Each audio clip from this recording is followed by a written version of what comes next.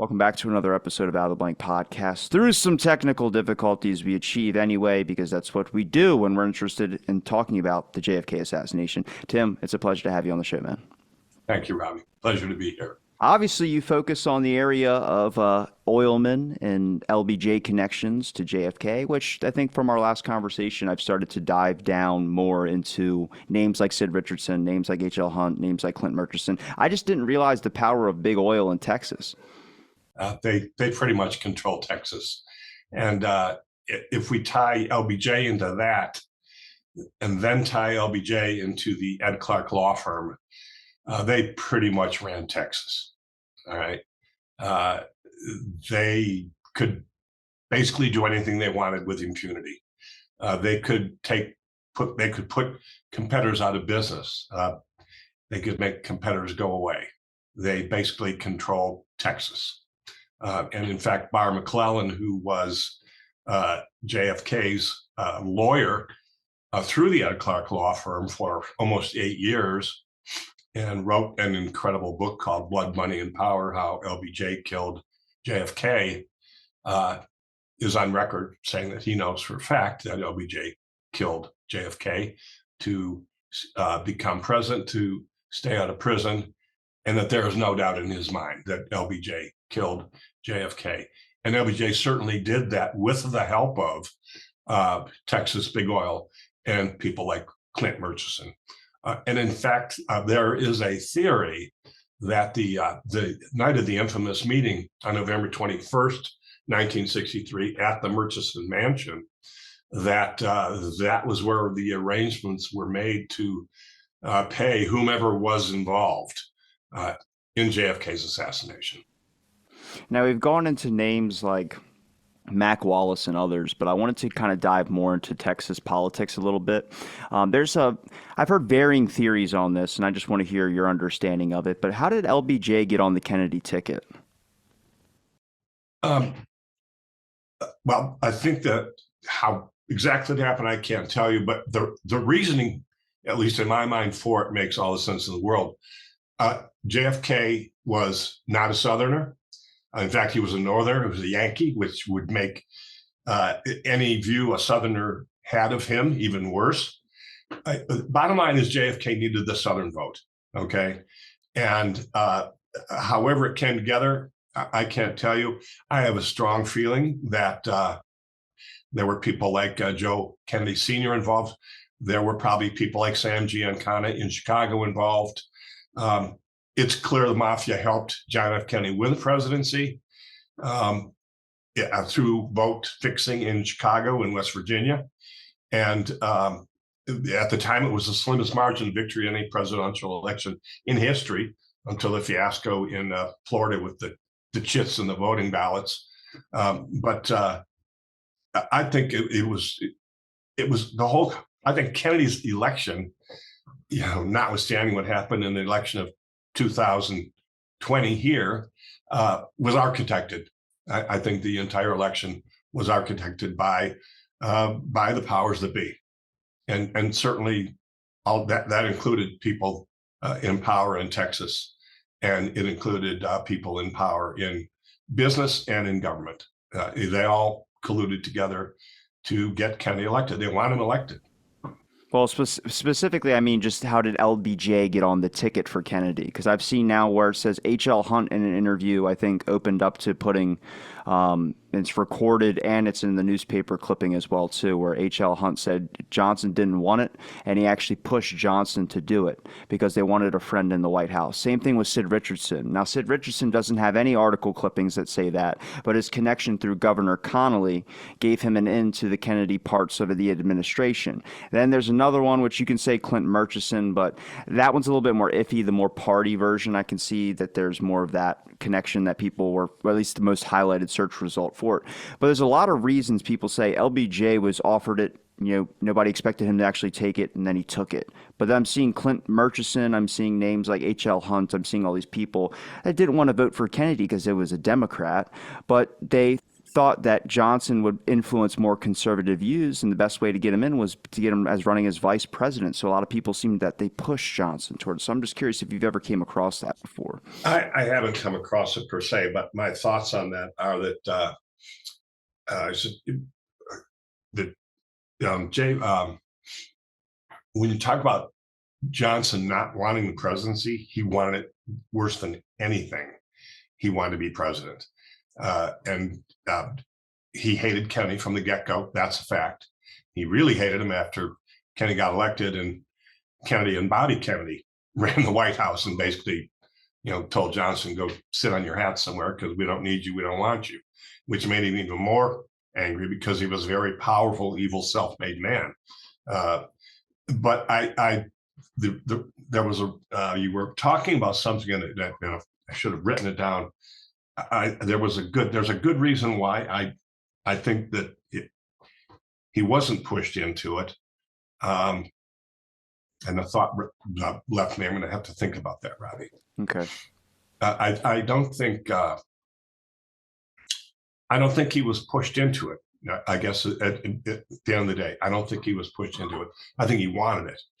He would have preferred someone other than Kennedy for sure. But I don't recall what went on in the Democratic National Convention in 1960 or 59, whenever it was. But I think I believe JFK nominated him for the vice president. Now I got my thought. People don't realize that when LBJ became vice president, he lost power in Washington. Now that might sound weird, right? But he was the Speaker of the House, the majority Speaker of the House. And he had much more power across the entire Washington elite and government than he did as vice president. So in a way, he got stripped of a lot of his power when he became vice president. So that's kind of why I don't think he was,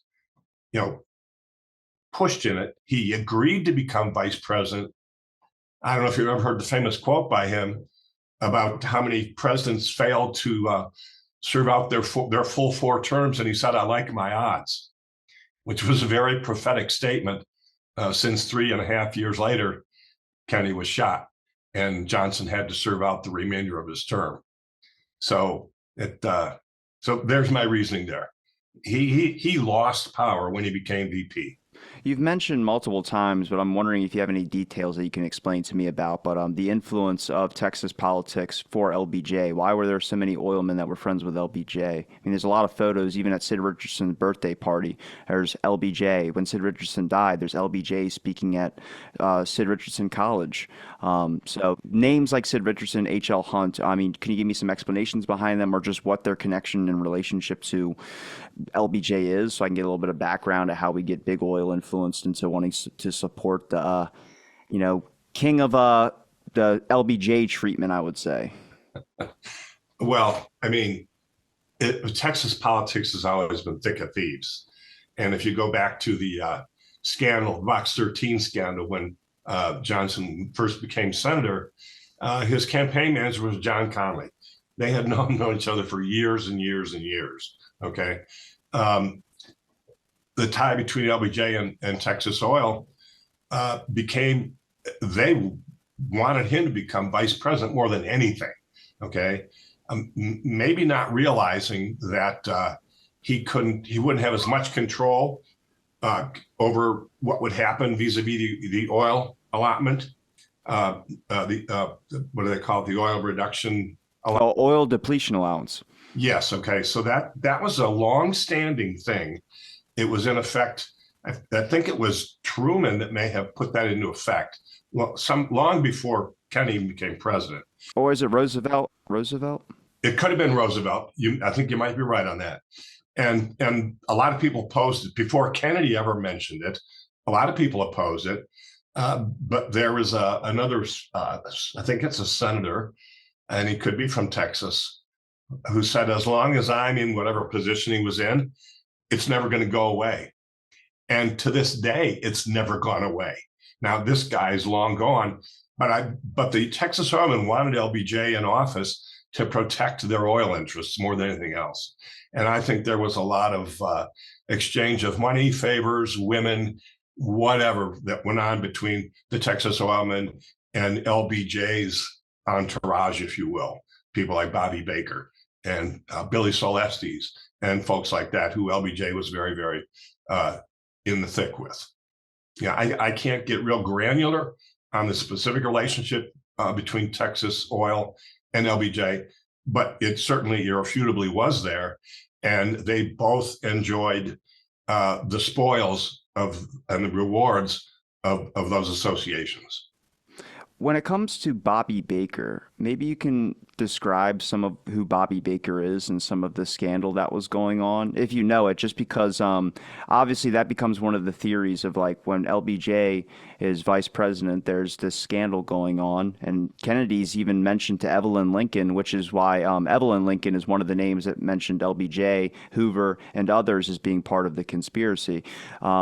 She mentions that she was told by JFK that he was going to drop LBJ on the ticket because of the Bobby Baker scandal. So maybe you can talk about what the scandal was and maybe a little bit about Bobby Baker if you know it. Yeah, the scandals with the Bobby Baker were numerous, and they went way back before LBJ was ever vice president. Basically, Bobby Baker was LBJ's Jeffrey Weinstein. Jesus. And I kid you not. Through he was a concierge of women, wine, vacations, all set up, and there could have been Texas money involved there for at one point. Bobby Baker actually had a hotel built, and it may have had a casino with it. I'm not sure, specifically as a venue where politicians could bring girlfriends, women of the night, whatever, in relative privacy. And there were hotels in Washington, D.C., where there were rooms no newsmen were allowed in. Only the elite, the politicians, you had to have the secret password, whatever the hell it was. And these politicians would openly consort with women and whatever in front of each other. It was like Sodom and Gomorrah. It was crazy. And Bobby Baker was the guy who orchestrated all of that for LBJ and others, many, many others. When did the scandal come out, though, that everyone figured out that there was this kind of deep hidden love shack situation that was going on? Because I tried to find it with Howard Hughes. That guy owned more buildings than anybody could count. But I was looking and I found a small connection through RFK and through Teddy Kennedy, where there might have been a relationship where they could have possibly gotten a hotel room, but nothing any more than that. But this is just how politics work, which respect the game. If you're in power, you can get laid whenever you want. Good job. More power to you. Yeah. You sometimes wonder if there's anybody in office who is chaste per se anymore, including the women. It just amazes me. But in answer to your question, certainly when the Kennedys assumed the White House, and I mean that in every sense of the word, Kennedys assumed the White House, they immediately started trying to get dirt on Johnson, anything they could. The goal from day one was to get Johnson off the ticket in '64. All right. And so they began to gather all kinds of information on Johnson, on Bobby Baker, on the murders that Johnson ordered, even as vice president, with the cotton guy down in Texas and other people.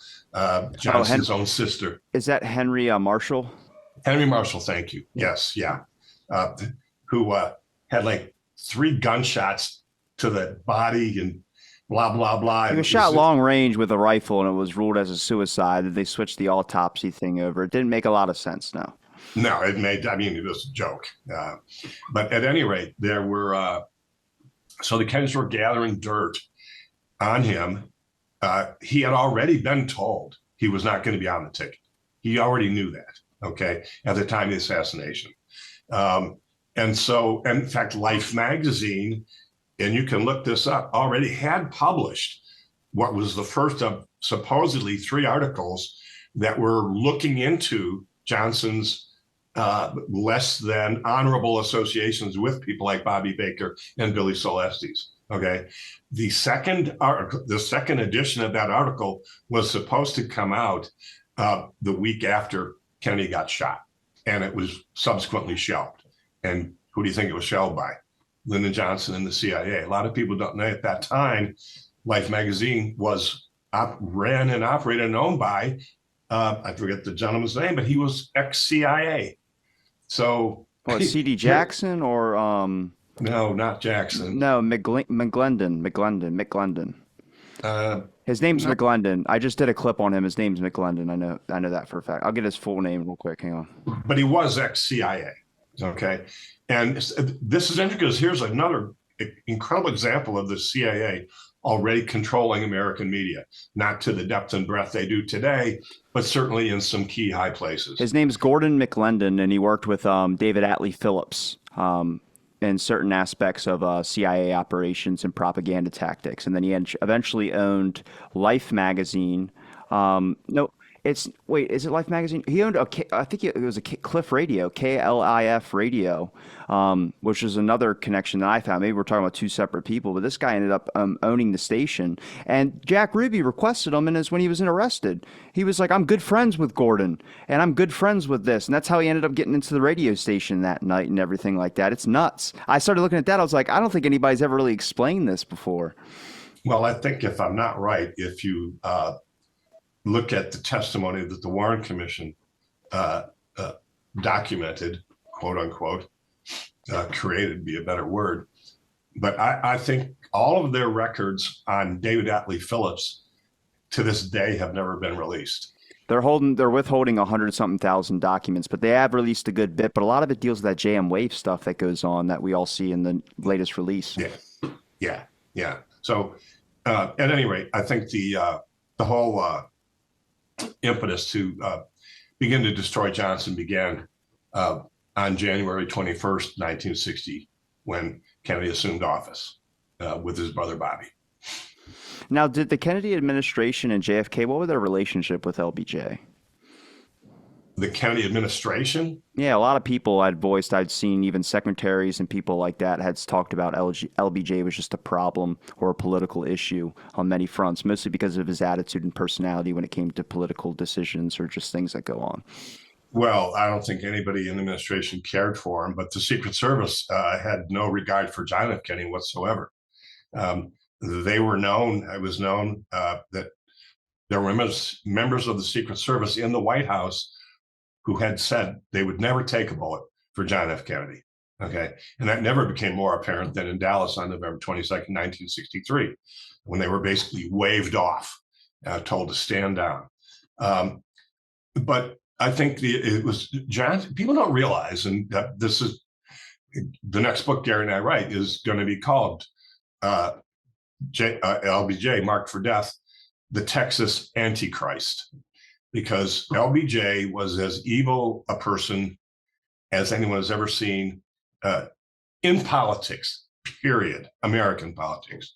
And he was a murderer. He was profane.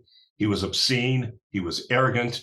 He had a hot temper, whether he was drunk or not. When he was drunk, he had a mean, vile, angry temper, but had a hot temper, outspoken. I mean, there's a famous picture of LBJ. Kennedy's behind him, trying to restrain him. LBJ is pointing his finger at some of the audience and got the mouth screaming at somebody. And Kennedy's in the back saying, whoa, whoa, whoa, buddy, rein it in a little, right?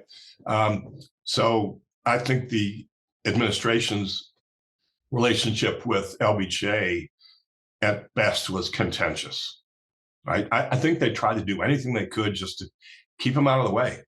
And they did a pretty good job of that too. What about when we talk about LBJ being behind the assassination?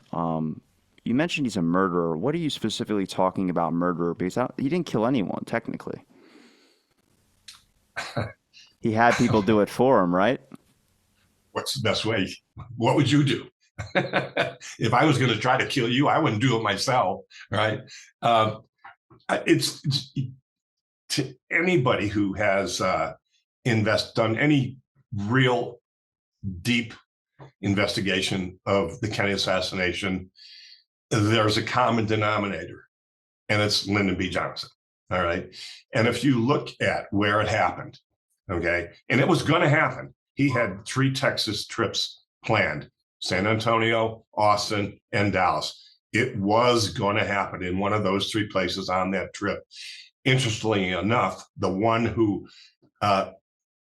begged and or demanded that Kennedy come to Dallas on November 22nd was John Connally, right?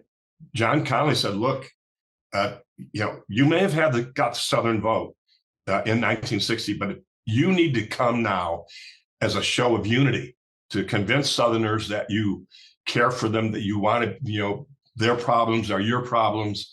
You have a concern for them and their welfare, because if you don't, you're not going to win the Southern vote again. And I don't think Kennedy took it as a threat, but he realized that he needed to do it. He did not want to go. I don't know if you know this.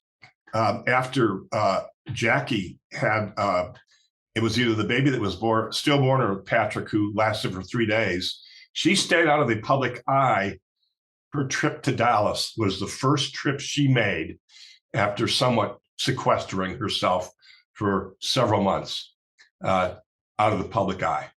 Did you know that? Yep, first trip out, and her husband gets murdered in front of her. But LBJ, again, ruthless for power, wanted the presidency more than anything, had his connections. Yeah, told his mistress the night before, we're going to kill him. Okay, told her that the CIA and the Texas oilmen were involved. All right, and when his own lawyer, who now that he's dead, now that LBJ's dead, says, beyond any shadow of a doubt, I know for a fact LBJ killed JFK. Did he pull the trigger? No. But if you look into some of the threads that go way back, things like the fact that the real killer, Roscoe White, was in the Marines with Lee Harvey Oswald. That Lee Harvey Oswald did not defect to Russia. He was sent to Russia by the CIA because he was a CIA employee. All right. When you look into the fact that the CIA had been monitoring Oswald's mail and the FBI since 1960, when you look into the fact that the shooter Roscoe White was put on the Dallas police force 6 weeks before the assassination. And again, keep in mind, nothing happens in Texas if LBJ doesn't know about it. All right. There are just too many coincidences to eliminate LBJ from consideration. Moreover, there are too many that absolutely, beyond any shadow of a doubt, unequivocally will point to him as being, the murderer of John F. Kennedy. Now, was he alone? No, he had plenty of help from the CIA, plenty of help from the FBI, plenty of help from the Dallas Police, plenty of help from the Secret Service. It was a conspiracy, the magnitude of which we had not seen in this country until that time. Why do you say Roscoe White? Why don't you say Mac Wallace? Mac Wallace was the one who was in the sniper's nest where they said Lee Harvey Oswald was. They actually found a fingerprint of his on a cardboard box. And there's right? multiple witnesses that talked about seeing a guy who fits the exact description of Mac Wallace. So whether you believe it or not, I'm just wondering why you wouldn't choose Mac Wallace as being the shooter, considering he has a prior history of shooting people, and Johnson can be linked to some of those shootings. Well, because first of all, Kennedy didn't die from a gunshot from the back, from behind him. He died from a gunshot in the front, okay. Right? And Mac Wallace was in front at the picket fence, along with J.D. Tippit as the second policeman. And Roscoe White admitted to his wife the night before that he was going to kill the president the next day. And she looked at him like, obviously, you're out of your mind. What are you talking about? And he said to her, if I don't kill him, they are going to kill me and you and our entire family. And Roscoe's wife, see, it gets deeper and deeper. Roscoe's wife actually worked for Jack Ruby. It goes, As a like carousel girl, or yes, yes, briefly. And in fact, Beverly, God, Oliver? yeah, the Bushka lady, right, remembers being at the Carousel Club when Roscoe White would drive up to pick his wife up from there to take her home. So Roscoe's wife was one of Jack Ruby's carousel girls, interestingly enough. And then fast forward years later, when Ricky White, Roscoe's son, found in effect what was his diary that had a list of 27 people he had killed after the assassination. These were witnesses to the assassination, including John F. Kennedy. All right. So here you have a guy admitting, okay, that he killed John F. Kennedy. Oh, and a police officer at 27th and the address where Tippit was killed, that was actually Roscoe White who killed him as well. Okay. And there are witnesses that said there were two people leaning into the car. I actually believed it was Jack Ruby and Roscoe White. Roscoe White and J.D. Tippit were partners on the Dallas police force. Why would he kill his partner? Well, if it was indeed Roscoe White, I mean, J.D. Tippit, who was standing next to Roscoe White at the picket fence. Now, this is conjecture, but we believe that J.D. Tippit's job during the assassination after Kennedy was shot was to go into the Texas School Book Depository building and then find and either subdue or kill Lee Harvey Oswald. All right. And become a hero either way. All right. But when he failed to do that, because Oswald ran the hell out of the building, he had the epiphany, I have been set up, and left the building. He didn't run, but he left the building. Actually, there is a witness that said they saw him running. But it was that's why Tippit was expendable, because he knew everything and he had to be silenced. And it makes a lot of sense why Roscoe White would kill J.D. Tippit. Now, the other thing that about the fingerprint, I think we talked about this before. Before we get to the fingerprint, yeah. Roscoe White's on the police force for 6 weeks. Yep. And he's partners with J.D. Tippit. Yep. You're saying that Roscoe White's, why would you kill your partner? It's a 6-week relationship. I don't know about you, but I'm not developing the partner bond in 6 weeks. Well, be that as it may, if you just not saying. Every city, well, okay, well, not every city has two patrolmen in a police car. Okay, well, Nick McDonald did the day that he went in there and allegedly stuck his webbing of his finger between the gun of Lee Harvey Oswald, so he was with a ride-along guy. Right, but the point is, if you are with a ride, you got their back. If one, you got to support what they're doing, unless it's so egregious that you can't. But I mean, I do that theory. To me, it's a theory, but it makes sense. One, what was Tippit's job? Two, why did he have to be eliminated once he failed to do his job? I'm not debunking it or anything like that. I don't agree with the theory, but I mean, I like it. I think it's interesting. Obviously, I think last time you discovered, I don't think LBJ's behind it. I've just been doing more research into it, and I put up clips about it only because I think it's rational to have it all up there. So you still do not think LBJ had anything to do? I would not even touch with a 10-foot pole any accusation, or if anybody asked me a question, who do you think did it? I would just give them the middle finger and walk away. There's not a point. There's too many avenues now. Any option you want and any independent theory you want could have reasonable weight to it. Yeah, but they're all interweaved, Robbie. You find me a single thread that ends as an orphan. Any thread of belief that ends as, they're all interweaved. This is what I'm saying all along. This is what most research, what a tangled web we weave, right? Yeah. And never clearer than in the assassination of John F. Kennedy. Everybody wanted him dead. The CIA wanted him dead.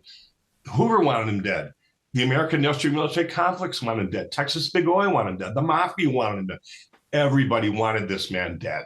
Okay. There was no way in hell he was going to get out of Dealey Plaza alive. No way. If you think Lee Harvey Oswald was the lone shooter. Lone shitter. That's a good one. Freudian slip, right? Hey, you know what? Lee Harvey Oswald was a patriot. He was not a killer. He was not an assassin. He loved America. He did everything America asked him to do. And what did he get for it? He got bullshit. He got murdered. Now, why do you say that he's an American patriot? Why do you say Because that? he was. He did everything he thought he should be doing in the best interest. He was a puppet for the. He was not the sharpest knife in the drawer. Okay, and I think if I had been handled by the CIA like he was for 4 years, from 1960 to 1963 at least, I think somewhere along the line I would have realized there's something rotten in Denmark. And unfortunately, he never realized that. But he was a patsy in every sense of the word. He was controlled, he was manipulated, he was monitored. And I think he, in his heart, wasn't. I think if you walked up to Lee Harvey Oswald in May 1963 and said, I don't care who you were, let's say that you're the head of CIA, said, we'd like you to kill the president, he might have dropped over dead of a heart attack. I think he would have rather taken his own life than even be suggested as someone involved in John F. Kennedy's murder. Now, who are you using as evidence to support that idea that you have of Lee Harvey Oswald? Because I can't still figure out who this kid is. I mean, every witness that worked at the Texas School Book Depository either didn't see Lee Harvey Oswald that day or talked about that they knew of him, and he didn't talk to anybody. But then you have accounts that vary, obviously, depending on which witness you look at, that either he was at 11:56 before noon, he walked up at the fifth floor and asked, hey, what are you guys doing looking out the window? Well, the president's coming to town, which is just a dumb thing to state before you go and if you allegedly took a shot from or about to take a shot. So I'm just curious, are you getting your information from the pre-existing relationship with Roscoe White during the time in the military, or are you getting it from somewhere else? Well, I think there's all kinds of records out there that so many people saw him having lunch minutes before Kennedy, and possibly even at the time Kennedy got shot. He could not have been up in the sniper's nest. The parade was 15 minutes late, which he would have still been up there waiting. Okay, he wasn't going to leave. There's a theory there was another shooter at the other opposite side of the building, because there were certainly more than one shooter. There were as many as 6 or 7. And it was a kill zone, triangulation kill. In the military, if you're going to kill somebody, you go from 3 angles to make sure, somebody's going to hit the target. And in fact, if you look at the Magruder tape and you see Kennedy clutching his throat, okay, he got shot from his front and left, okay? Wait, you said Magruder tape, or is it Zapruder film? Zapruder film, I'm sorry, Zapruder film. I was like, shit, is there another tape I got to go find? I was like, hey, you know what? There probably could be. And there's probably thousands, man. I'm coming across new shit every day. I'm just like, this is complex. You're absolutely right. But Kennedy grabbed his throat, okay, because he was shot from the front and his left by somebody stationed at the railroad pass over in the bushes, that side. That shot it went through the windshield. The windshield, they were picking glass fragments out of Kennedy's skin and hair. And that shot would not even have been possible if Admiral Berkeley, Kennedy's physician, had not been told to go sit in the back of the bus. All right. He was ordered. Usually, any other parade, he's right in between the 2 Secret Service agents, and that shot from the front would not have been possible. You know who he was sitting with? Yeah, David Greer and what was the other guy's name? David Greer. Greer and 2 Secret Service. William Greer was the driver of. William Greer, yeah. William Greer was the driver of Kennedy's vehicle. Berkeley was in the vehicle with Evelyn Lincoln, the lady I mentioned earlier who wrote the letter that LBJ, Hoover, and she blamed the CIA and a bunch of other things. She literally hit every single marker on there besides George Bush. But the other Secret Service agent, and I don't recall his name, were both there on purpose. And you know the old story about Kennedy's driver dying of a mysterious heart attack 6 weeks before Dallas. Yeah. You know that story. What was that? Fort Meade? I was think that it, I thought it was at Fort Camp Meade or Fort David. Deidre? Or oh, it might be Camp David. Yeah, it might be Camp David. Yeah, he was actually waiting for Kenny to arrive. He had just passed a physical with flying colors. Mysteriously dies of a heart attack. Six weeks. I know. Look, I believe the CIA can do that, and I'm pretty sure if you just watch the church committee, there's a CIA heart attack gun that was exposed in front of everybody. But still, it's how a heart attack can happen at any time. I know he just passed a physical, but I've lost I literally just had a friend die like last week, and she was my age of a heart attack. So it can happen. Sorry, it can happen. Um, when you look at what happened at the Texas School Book Depository building, and another reason why Oswald got framed, everybody and their brother found a Mauser rifle, right? It said Mauser stamped right on the barrel. There were people, this far from the rifle, Mauser. And for 18 hours, the American media was reporting that he had been killed by a Mauser, all right? The CIA could not connect a Mauser to Oswald. And all of a sudden, here comes this miraculous Carcano rifle, the Italian rifle, Carcano Mannlicher. And now everybody's saying he got shot with a Mannlicher Carcano. And how in the hell did that happen? All right. And then you have the story about men in suits visiting the morgue, the funeral home, and palm printing and fingerprinting Oswald. Okay. Well, so they could.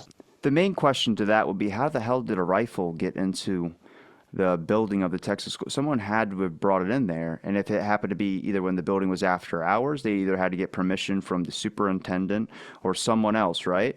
But then you get into Warren Castor, which Warren Castor brought on November 20th, had brought a rifle, two rifles, one a Mauser and one a .22 in there, and started showing them around to other employees. And he wanted to hide one of them because it was a Christmas gift for his son. And it's in Roy Truly's Warren Commission testimony. And he said, there's nothing suspicious about it at all. It's completely innocent. I believe him 100%. 100% I believe it was completely innocent. But one thing he says that's key in that is that, oh, this is just Texas customary. You get a gun, you want to show it off to all your hunting and gun buddies. I go, how normal is it to where it doesn't raise a red flag that someone could bring in a rifle and never leave with one? Is that possible? Robbie, forget. This is the period in our country where high school boys could drive trucks. Come on, a high school kid, age 16, could drive a pickup truck and park it in the school parking lot with 3 rifles across the front, the window of the truck. This was a way different America. People regularly bought guns that they were either trying to sell, like somebody talking to your coworker, hey, I got a Mauser, I got a whatever, a Remington, whatever, I want to sell. Oh, I'd be interested. Well, I'll bring it into work tomorrow. Completely different America than we have today. So it's very, someone made the comment that they think that at any given point in time, there were as many as 6 rifles in that building at any point in time. At any point in time, with people selling and buying and trading and whatever. So, but again, the CIA could prove that Oswald had bought a Carcano, and all of a sudden, this magical rifle appears out of nowhere, right? And they could tie it to him. Now, do you believe Dallas police involvement in any of this when it comes to their corrupted activities? Obviously, Jesse Curry, or not Jesse Curry, Will Fritz had his own gang group, and you can see that through the Dallas police, what we would call elite officers. Is anybody wearing a giant white ass hat? It is Texas, so a lot of people are wearing big hats, but there was a specific amount of people that were around Fritz 24/7 that had a large white hat. And I do attribute some of that knowledge. It might be mistaken because it's coming secondhand, but a lot of that is from Bart Camp when he did extensive work on the Dallas police and their corrupted activities of putting evidence against Oswald. Yep. Couple comments there. If Fritz and Curry were not involved, somebody within the highest echelons of the Dallas Police Human Resources Department had to have been involved. There's no way Roscoe White joins the Dallas Police Force as a photographic assistant 6 weeks before the assassination without somebody's knowledge. Now, you know the old story. If you're the head guy and it can be proven that the head HR brought somebody in for the express purpose of killing the president, you can't say it's not my fault. You're the captain of the ship. So now, do I believe either Fritz or Curry was involved? Absolutely, with beyond no doubt. Um, Roscoe was ex-CIA, and as a photographic expert, what is your job? I don't really know. You're not photographing crime scenes. You know, when they make the calendars of the firemen, the 12 months, they're doing that with the police force. That's why Roscoe White was there. Oh, okay. All right. Well, it could be. Could be. Tippit was But August. That's what they were going for. He was going to be August issue on the calendar. oh my lord. But yeah, I think that they they were clearly involved in that, and I think they probably didn't know what to do about it. I think these were government forces way above them, with the ability to ruin careers, take away lives, have people disappear off the face of the earth. I think they didn't know what to do. They may not have even known why Roscoe was put on the police force. They may have just been told, please do this. It's in the interest of national security. You'd probably do it, right? So I do believe they were involved. And the CIA, of course, was certainly involved. But again, the cog at the center of it all is, well, I shouldn't say it. I don't even think LBJ was at the center of it all, but he was intimately involved, and there were the whole tragic thing, Robbie. There were too many people that wanted Kennedy dead, and they were going to kill him one way or another, either individually or collectively. It's a well-known fact. In 1963, it was not a crime to kill the president of the United States. As incredulous as that sounds, what happened to John F. Kennedy in Dallas on November 22nd, 1963 was a murder. Plain, simple, vanilla, everyday murder. Okay. Yeah, he was the president of the United States. Yeah, he was the leader of the free world. Yes, he was the man in charge of the most powerful country in the world. It was a murder. The CIA had no right to take that body out of Dallas County. Kennedy's, I mean, Secret Service. well, the Secret Service, whoever. Nobody had any right to take that body out of Dallas County. It is still, Kennedy's assassination is still an open homicide on the books in Dallas County. Okay, I don't know if you knew that. The coroner was threatened with guns drawn when the Secret Service. I want to say that too, but that whole issue with the guns being drawn, if guns weren't drawn, apparently there's wide varying accounts. Earl Rose has never admitted to guns being drawn. The only thing Earl Rose has kind of flipped on the official narrative is that the body should have never left Dallas, because when you lose chain of evidence on the body, wild speculation and theories start to arise. I've had people interview Earl Rose, and they asked him, and Earl Rose said he never saw a gun, but I can't remember if it's Sam Kinney or somebody else was a very towering figure and made it well known that body was going with them. But there wasn't, not, I've seen gunpoint. I think that comes from like the JFK movie or whatever the other thing came. It could be, it's funny you mentioned that. Oliver Stone did a second movie, JFK Revisited. It's really good. And I thought it was a complete whitewash. What? Oh, come on. You got to understand, there's information that the public needs on the JFK assassination that you might either already know or something like that. But well, let me rephrase. I learned nothing new. Okay, from that's nothing.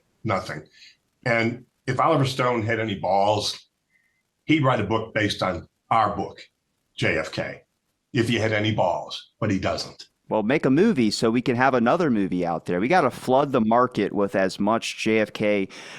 You know how many comments I get on my channel about it's 6 years ago. Why does it matter? I'm like, why? What do you mean? So we just don't talk about it? We don't do anything like that? Oh, I was around in 63. This is way past. Who cares about it now? And then it's just like, could you even say that? There's a lot of things that are still like interesting to find out. I mean, it's literally the best fairy tale you could ever imagine. It's got mobsters, it's got corrupted government officials, it's got murderous presidents, it's got sexual scandals, it's got strip club owners, it's got patsies left and right. I mean, it's a tangled web, like you mentioned.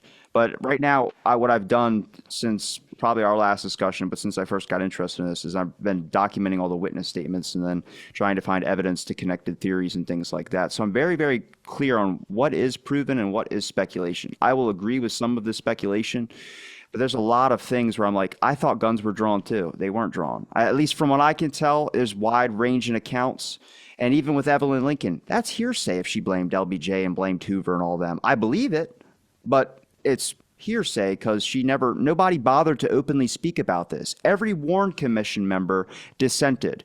It wasn't just 3 or 4. Every single one of them dissented later, but it's all privately. John Sherman Cooper, John McCloy, who was a big advocate for the lone assassin theory, but he believed that some things weren't mentioned, and he slipped that through interviews. Yeah, and he was at the Murchison house the night of the party. John I think McCloy? you knew that. Yep. I didn't know that. I know, Yep. was it Nixon? He was going to lose his job. Kennedy wanted to change the American standard of currency over to silver certificates.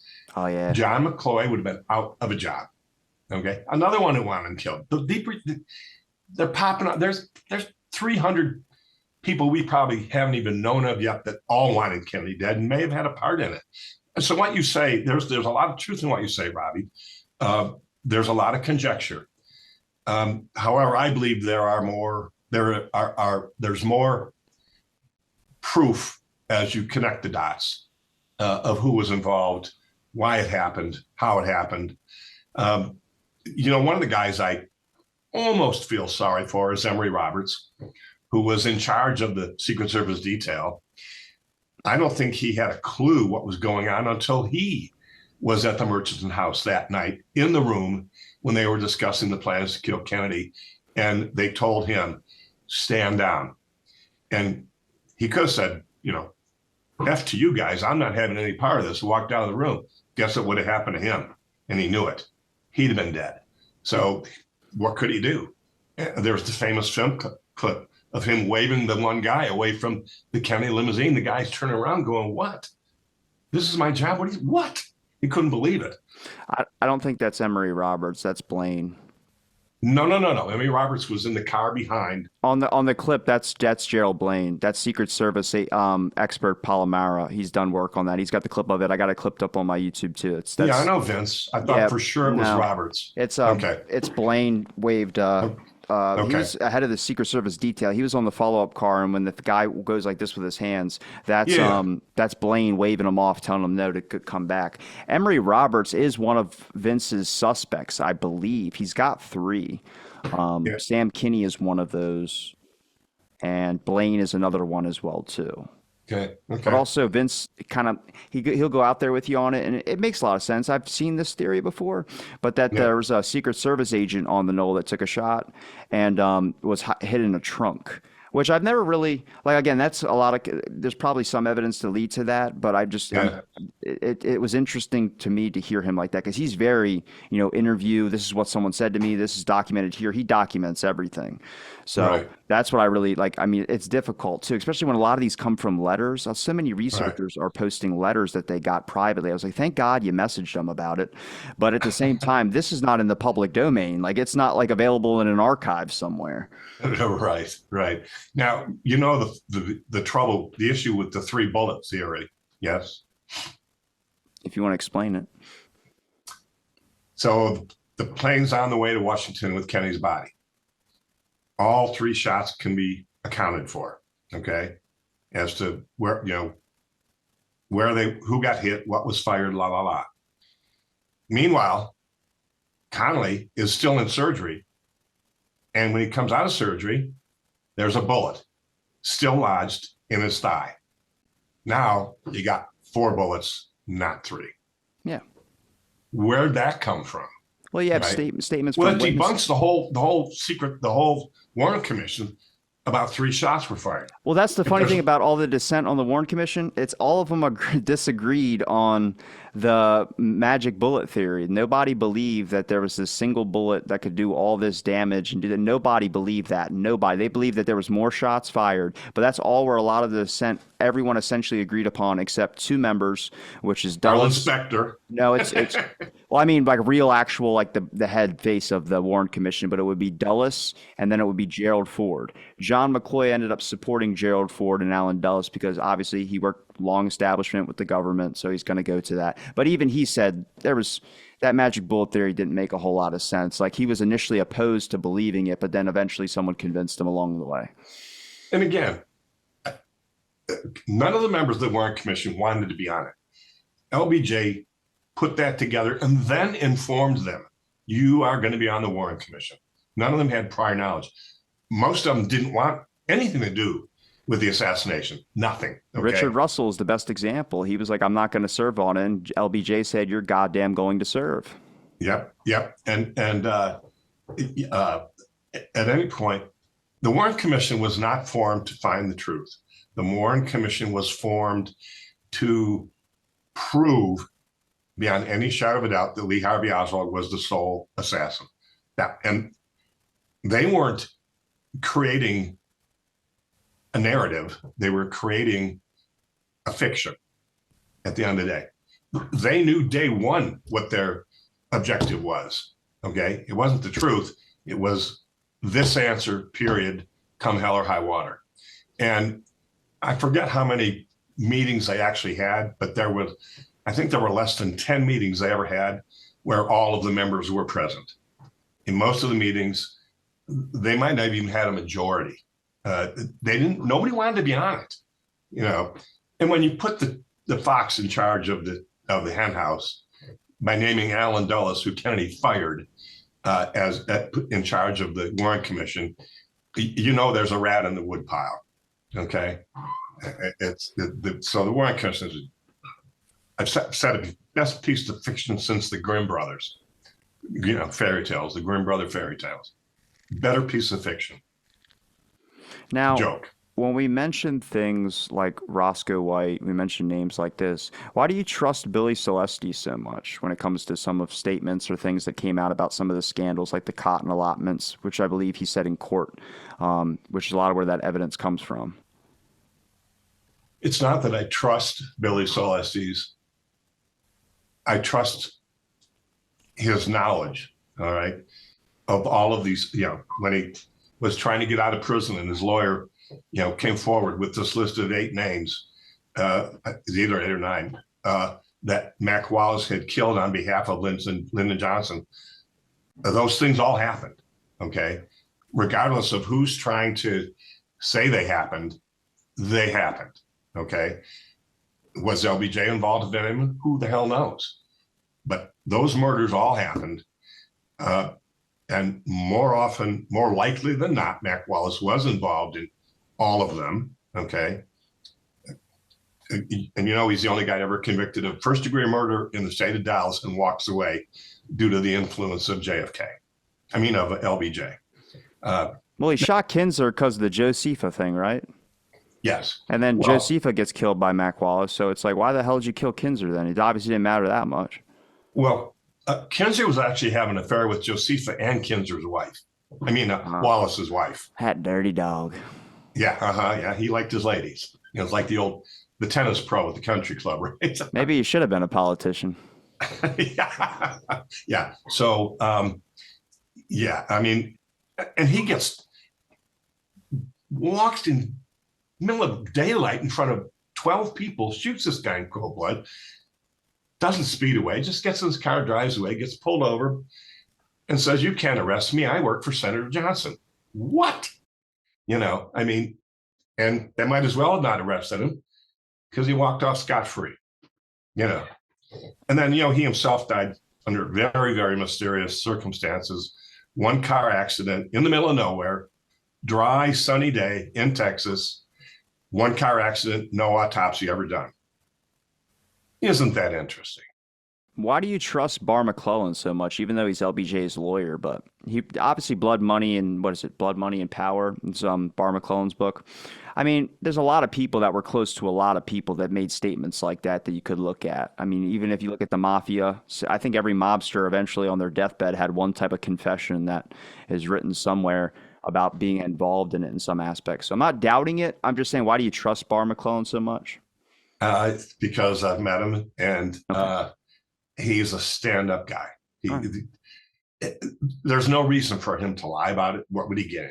Okay, um, like any book, there are very few books that have ever been written about JFK's assassination that became international bestsellers.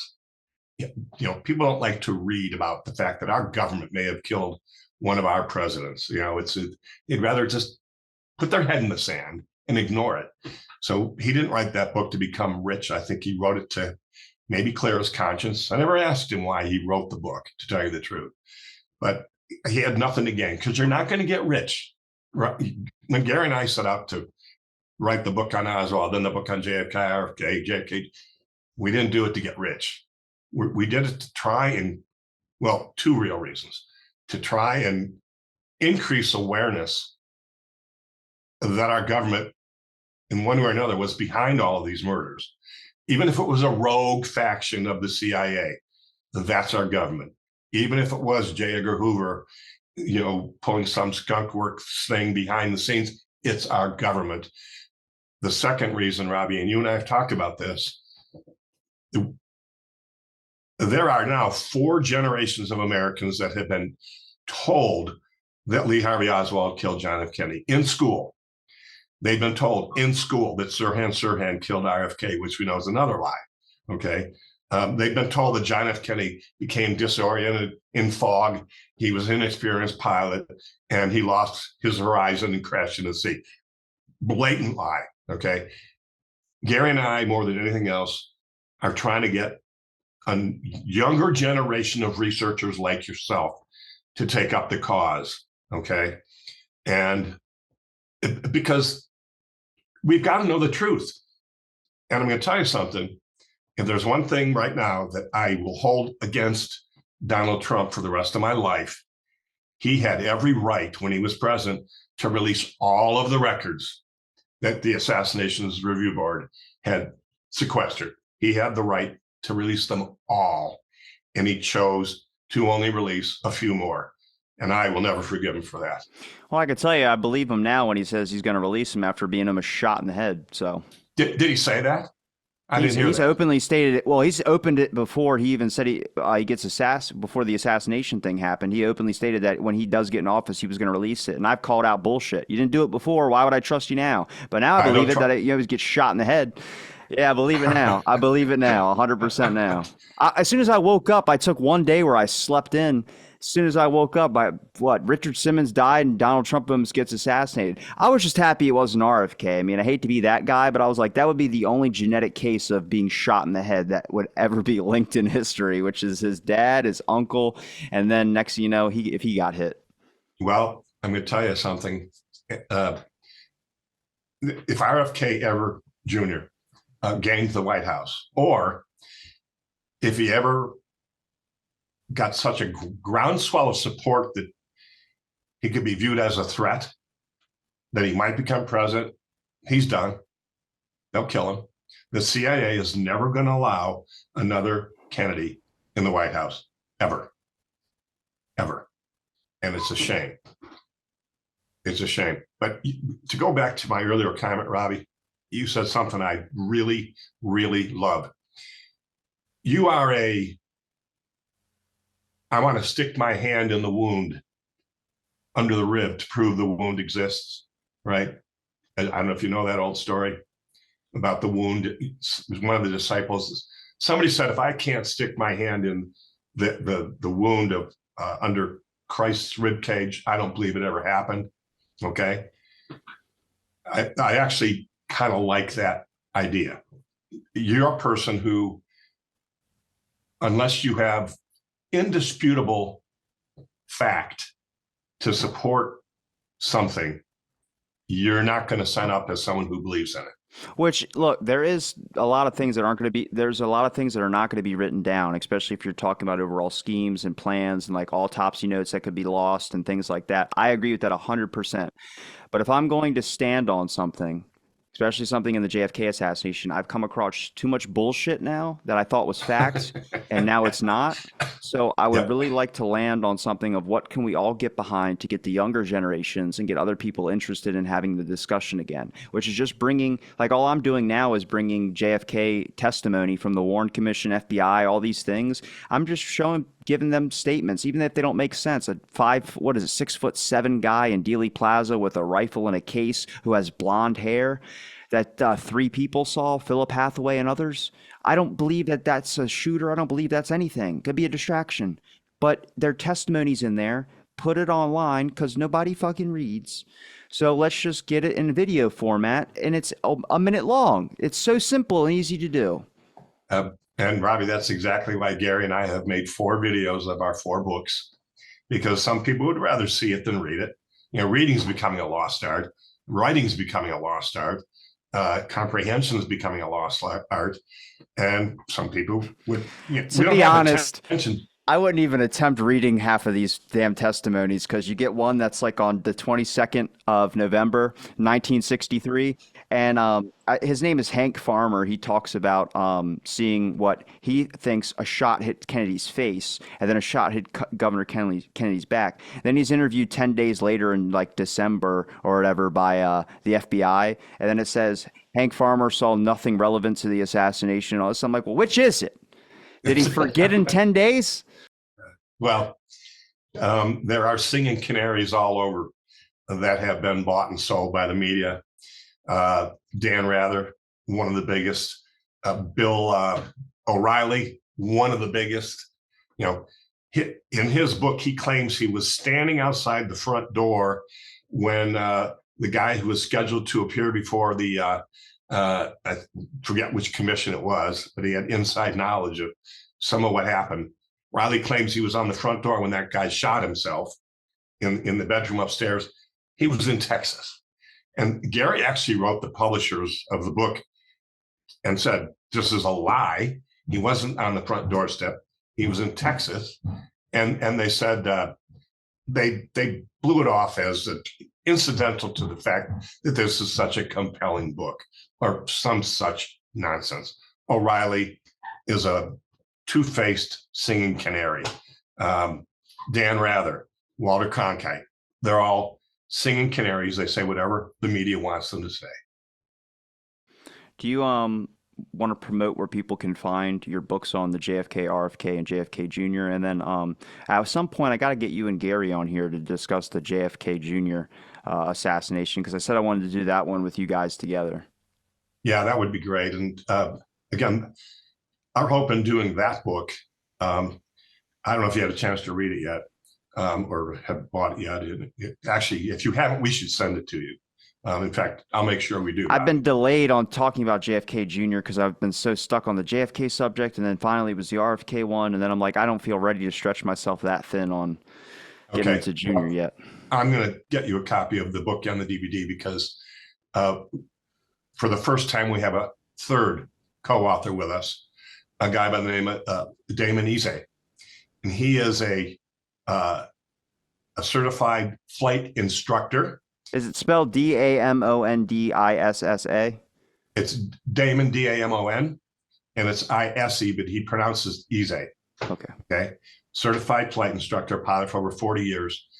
He took a look at all of the crap that we have been told about the flight path, the flight conditions, yada, yada, yada, yada, and debunks it all.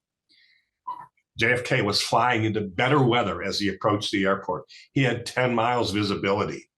And then, not to, let anything out, but in our book on JFK Jr., there's a 4-page memo from the FBI that says explosive residue was found on the tail section of the airplane.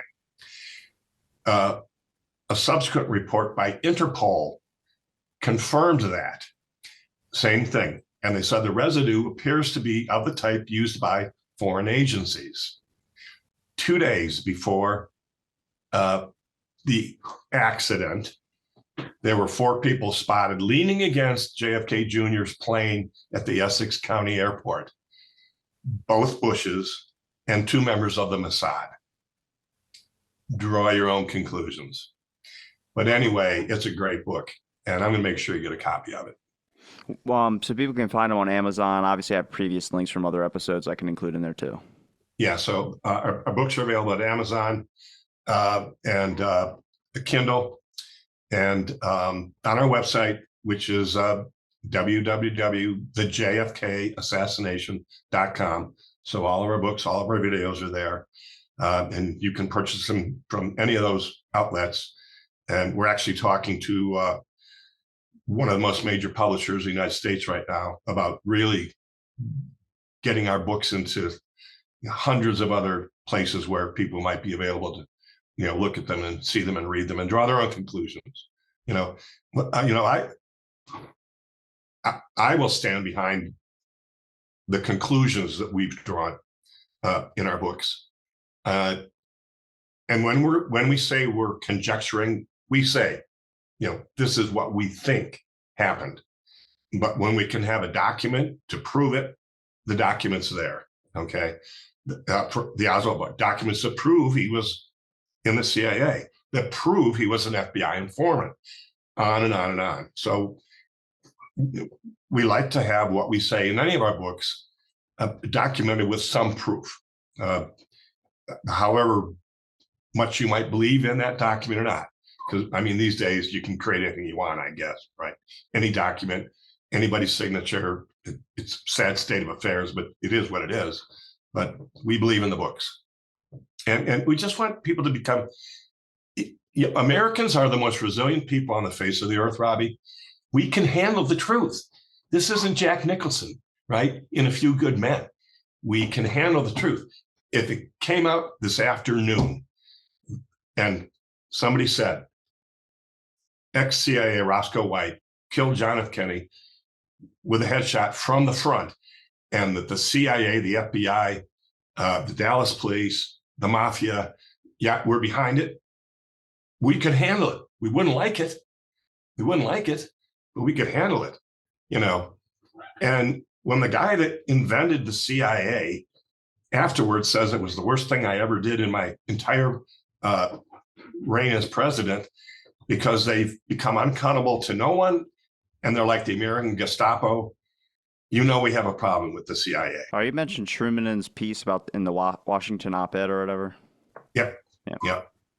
Worst thing I ever did in my administration was create the CIA. Now, he created the CIA out of the OSS, but it doesn't matter. Their only purpose in life was to gather documentation and forward that documentation to policymakers who could then decide what, if anything, should be done about it. That's all they were supposed to do. And look what they become. It's crazy. Well, Tim, I'm going to link all your links in the description, make sure people can be able to find your work and your work with Gary Fannin. Hopefully we can set something up to do a JFK Jr. podcast. And I appreciate the time talking about the subject. Thank you, everybody, for listening to this episode of Out of the Blank. Stay tuned for next episode.